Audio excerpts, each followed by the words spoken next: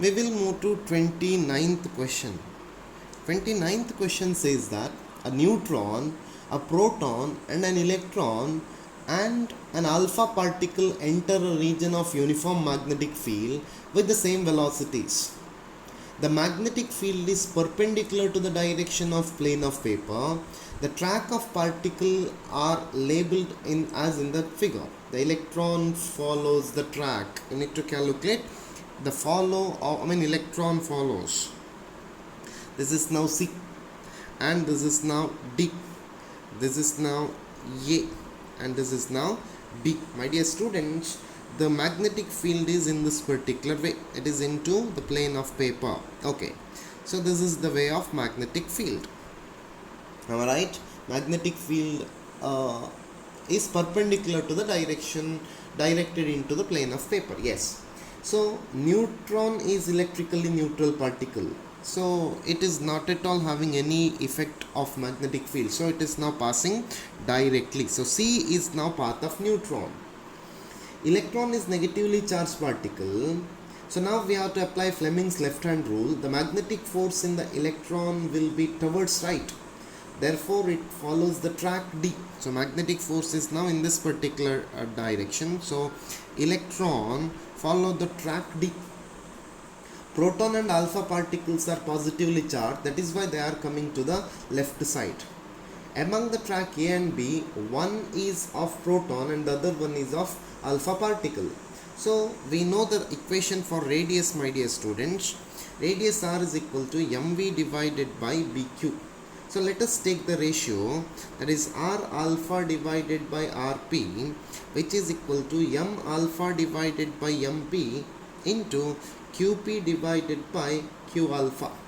So it is 1 by 4, mass of alpha particle is 4 times the mass of proton. 4 by 1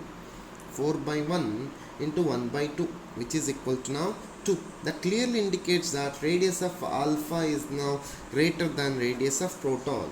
So alpha particle follows the track B. So B is now alpha particle and proton follows A. So my dear students, proton follows the particle A and alpha particle is this one. Neutron is neutral particle and this one, and this is now electron. So which option is correct, my dear students? Option D is correct. I have given you complete picture of magnetic forces. So hope you understood. Next, 30th question. According to 30th question, the deflection in moving coil galvanometer is reduced to half when it is shunted with 40 ohm coil. The resistance of galvanometer is, you need to calculate resistance of galvanometer. So this is now G. This is now one particular shunt resistance. This is S. And this is now I minus Ig. This is the Ig. This is now main current I. So current flowing through the galvanometer is directly proportional to the deflection. So Ig divided by I, which is equal to half, they have given. Or I can rearrange now, I minus Ig into S, which is equal to Ig into G. That is potential difference across these two is now same.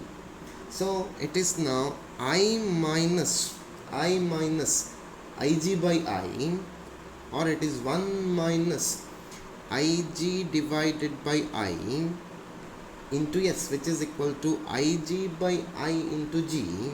So 1 minus half into S. S is given, which is equal to 40, which is equal to half G. So if you simplify, G comes to be 40 ohm. For 30th question, option B is correct. 30th question, option B is correct, my dear students. 31st question, we will go to 31st question. 31st question says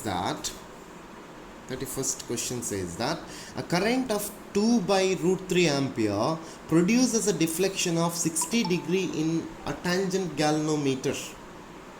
The reduction factor is, you need to calculate the reduction factor. We know I is equal to K tan theta. You have seen this equation in practical sensitivity of galvanometer.